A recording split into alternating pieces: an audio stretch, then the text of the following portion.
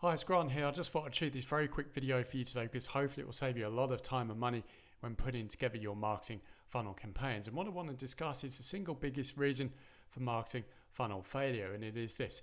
It is presenting a marketing message and a promise of transformation to your market that is immature relative to all of the other marketing messages and promises out there in your market. And what I mean by this is that your prospects have already seen your promise of transformation and marketing message before. It's nothing new, nothing exciting, doesn't give them any hope, and hence they never engage with it because they've seen it before and they just glaze over it.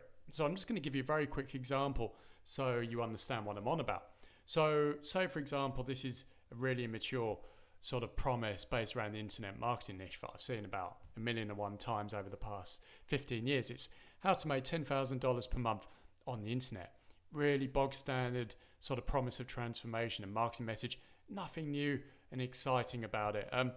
But the problem is, what a lot of people will do is, if that message is already out there in the market, what they'll do is they'll expand the promise further. So they'll say how to make $100,000 per month using internet, in order to try and grab attention in the marketplace. And that is totally fine if that promise hasn't been made before. But the problem is, there's going to come a point where that promise is no longer believable. So you have to think in a more sophisticated manner to introduce a more sophisticated, promise out into the marketplace. And what the savvy marketers do is use something called the unique element. And this is merely the unique piece, part, or ingredient of your product or service that delivers the results. So rather than promising bigger, they'll introduce a unique element that delivers the result, the promise of transformation, in this case, how to make $10,000 per month on the internet, that delivers that result. So basically, the unique element is going to give your prospects hope. They're going to go,